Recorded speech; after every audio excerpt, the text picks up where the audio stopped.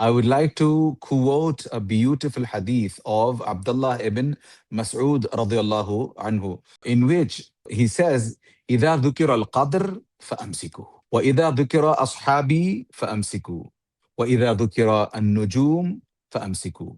The Prophet sallallahu alaihi wasallam says that whenever matters pertaining to Qadr are being discussed or are mentioned, فَأَمْسِكُوا, then hold back your tongues, then be quiet.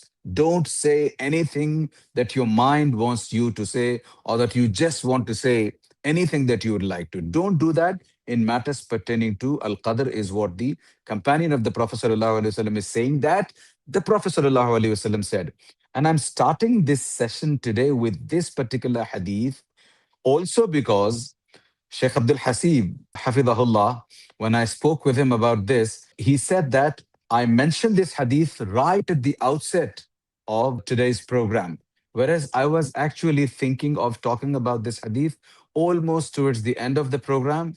But Sheikh said, Hafidahullah, that you better start this program with the hadith, with this particular hadith, which is إذا ذكر القدر, whenever or if Qadr is mentioned, فَأَمْسِكُوا. ما معنى أمسكوا هنا? Why do we say أمسكوا? The ulama here say in the commentary of this particular hadith is that when you are, say, when you find someone mentioning matters pertaining to Al-Qadr based just on their whims and desires, based just on their own understanding and their own, intellect.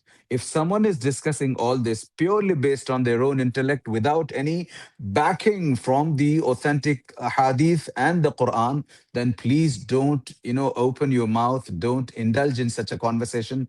Rather, move away from there. Yeah.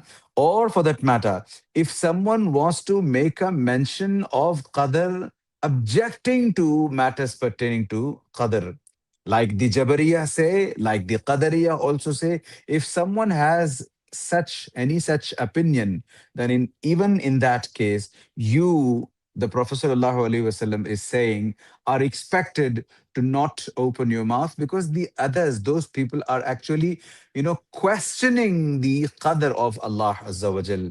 Therefore, be quiet and you must not speak. Yeah. Similarly, the third thing is when someone is criticizing matters pertaining to Al Qadr, even then we are supposed to be absolutely quiet. We are supposed to not partake in such discussions. Therefore, if you have, any lecture, any class, or any mashayikh who are talking about matters pertaining to Al Qadr, then I think you must pay heed, you must pay a lot of attention to it and try and understand matters, with regard to Al Imanu bil Qadri khairihi wa sharrihi.